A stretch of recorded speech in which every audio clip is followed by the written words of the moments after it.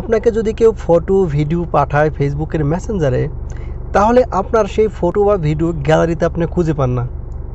অনেক সময় আছে গ্যালারিতে না পাওয়ার কারণে বিভিন্ন সমস্যায় পড়তে পারেন, কারণ হঠাৎ করে আপনার ফেসবুকটা হয়তো বা অফলাইনে চলে গেল, অথবা যে কোনো কারণে হোক আপনার ফেসবুক যদি লক হয়ে যায়, তাহলে কিন্তু আপনি সেই ফটো বা ভিডিও কিছুই খুঁজে পাবেন না।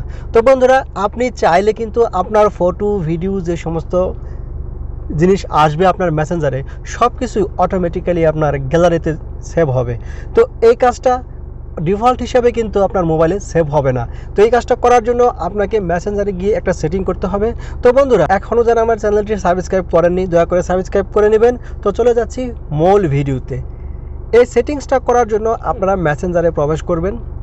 মেসেঞ্জারে প্রবেশ করে ফেসবুকের বা মেসেঞ্জারের প্রোফাইল পিকচার ব্যবহার করেন, তার উপরে টাচ করবেন। এখানে যখন টাচ করবেন, দেখবেন একটু নিচের দিকে গেলে লেখা আছে ফটো অ্যান্ড মিডিয়া বলে একটা অপশন। আপনি জাস্ট এই ফটো অ্যান্ড মিডিয়া অপশনে টাচ করবেন। এখানে টাচ করার পরে দেখেন এখানে দুইটা অপশন আসছে। একটা আসছে হচ্ছে সেভ অন ক্যাপচার, আর একটা আছে open link in default browser. তবে এখান থেকে আপনি যে কাজটা করবেন, এই যে এই সুইচটা আছে save new photos to you take in the app to your gallery, আপনি জাস্ট এই সুইচটাকে অন করে দিবেন।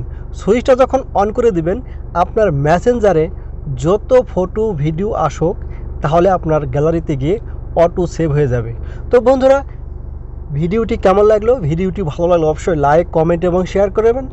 আর হ্যাঁ বন্ধুরা, এখনও যারা আমার চ্যানেলটি সাবস্ক্রাইব করেননি, দয়া করে সাবস্ক্রাইব করে নেবেন। দেখা হবে পরবর্তী কোনো ভিডিওতে। ততক্ষণ পর্যন্ত ভালো থাকবেন। আল্লাহ হাফেজ।